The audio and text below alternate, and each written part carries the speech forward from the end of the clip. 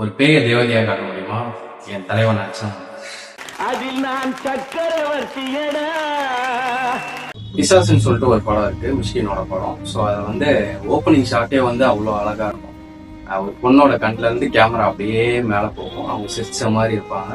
அப்படியே பின்னாடி ஃபுல்லா ரத்தமா இருக்க மாதிரி இருக்கும். அவங்களுக்கு ஒரு ஆக்சிடென்ட் ஆகி அவங்க இறந்துருவாங்க. அதுக்கப்புறம் என்ன நடக்குது அப்படின்றதுதான் அந்த படத்தோட ஒரு கதையா இருக்கும். ஸோ அதுல வந்து ராதா ரவி கேரக்டர் வந்து அவரோட பொண்ணை பாக்குறதுக்காக வருவாரு. அப்ப டேபிள் மேல வந்து ஒரு சிகரெட் எடுத்து வைப்பாரு.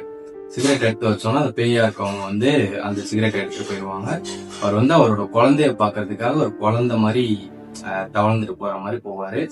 அவங்க அப்படியே கிச்சனுக்குள்ள போனதுக்கு அப்புறம் கிச்சன்ல இருக்க சிம்லில இருந்து அவங்களோட கை வந்து அப்படியே அவரோட கண்ணத்தை தொடும். அப்படியே கண்ணுல இருந்து தாரையா கண்ணீர் கொட்டும். அந்த மாதிரி ஒரு பயங்கர எமோஷனலான ஒரு சீன் அதுல இருக்கும்.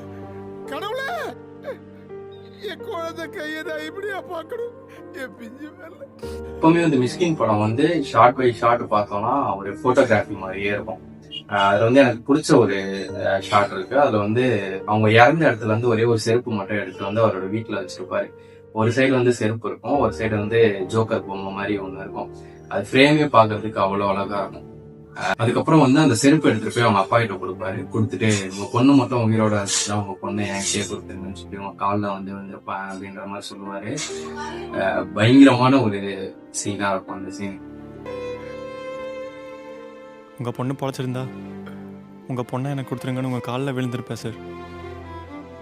தமிழ் சினிமால வந்து நம்ம ரெண்டு விதமா பேய் படத்தை பார்த்திருப்போம். ஒண்ணு பேய் படத்தை பார்த்து பயந்துருப்போம், இல்லைன்னா பேய் படத்தை பார்த்து சிரிச்சிருப்போம். ஸோ ஆனா பேய் படத்தை பார்த்து அழ வச்சது வந்து என் தலைவன் மிஷ்கின் நினைச்சா மட்டும்தான் முடியும். ஸோ அந்த மாதிரி ஒரு காவியமான ஒரு படைப்பு தான் வந்து பிசாசு.